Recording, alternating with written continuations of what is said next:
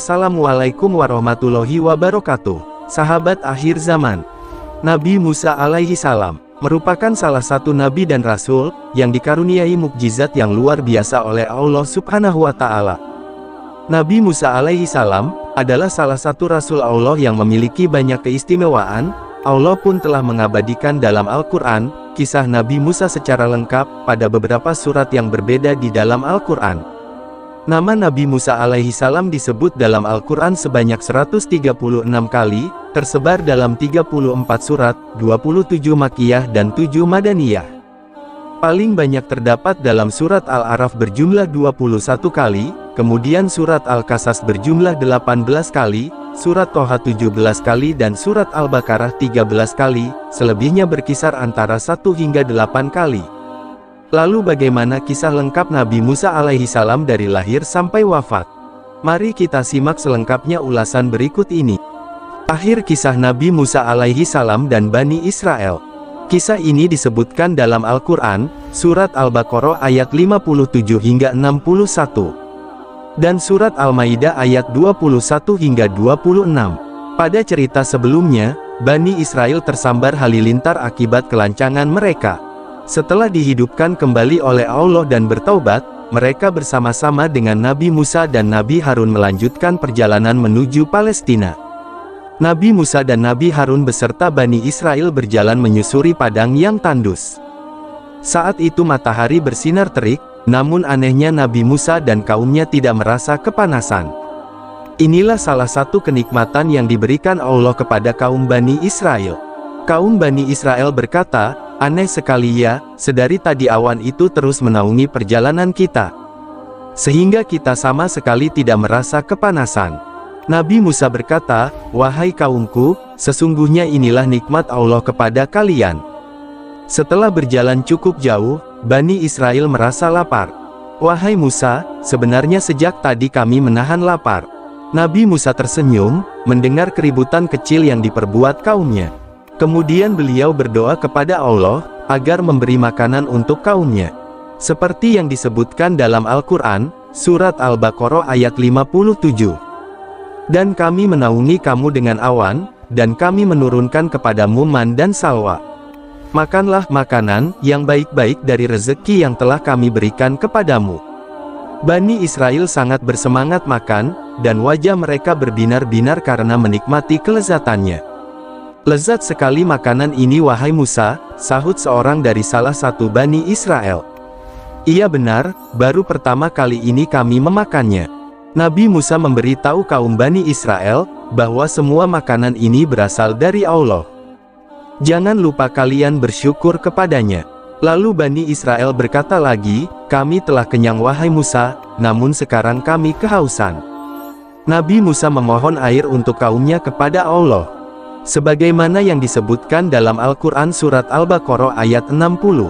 "Dan ingatlah ketika Musa memohon air untuk kaumnya, lalu kami berfirman, pukullah batu itu dengan tongkatmu. Maka memancarlah daripadanya 12 mata air. Setiap suku telah mengetahui tempat minumnya masing-masing. Makan dan minumlah dari rezeki yang diberikan Allah, dan janganlah kamu melakukan kejahatan di bumi dengan berbuat kerusakan." Nabi Musa dan kaumnya kembali melanjutkan perjalanan. Setelah melakukan perjalanan jauh, akhirnya sampailah mereka di depan gerbang sebuah negeri bernama Palestina. Sebelum memasukinya, Nabi Musa berpesan kepada kaumnya, "Wahai kaumku, Allah telah memerintahkan kita untuk menempati suatu negeri yang diberkahi, yaitu Palestina. Namun, sebelumnya kita harus berperang melawan musuh, menguasai negeri itu terlebih dahulu." Mendengar perintah Nabi Musa, Bani Israel tampak ketakutan. Mereka saling berpandangan satu sama lain. "Wahai Musa, kami sangat takut untuk berperang. Apalagi kami mendengar penguasa negeri itu kuat dan kejam." Tampak dua orang laki-laki yaitu Yusya dan Kalab, dari golongan yang bertakwa, di antara mereka angkat bicara. "Mari kita serbu musuh dari pintu gerbang yang itu. Jika kita memasukinya pasti kita akan menang, dan hanya pada Allah kita berserah diri." Dari kaum Bani Israel yang penakut berkata, "Wahai Musa, sampai kapanpun kami tidak mau masuk ke dalam negeri itu. Selama masih ada penguasa kejam di dalamnya, kenapa tidak kalian saja yang masuk ke sana, lalu mengalahkan musuh-musuh itu? Kami akan menunggu saja di sini, karena kami sungguh takut. Bani Israel benar-benar telah melampaui batas. Padahal Allah telah memuliakan mereka, dengan memberikan segala macam kenikmatan. Nabi Musa marah dan kecewa dengan sikap kaumnya. Kemudian Nabi Musa berdoa kepada Allah, agar dijauhkan dari kaumnya yang membangkang. Seperti dalam surat Al-Maidah ayat 25. Musa berkata, "Ya Tuhanku, aku hanya menguasai diriku sendiri dan saudaraku. Karena itu pisahkanlah antara kami dengan orang-orang yang fasik itu."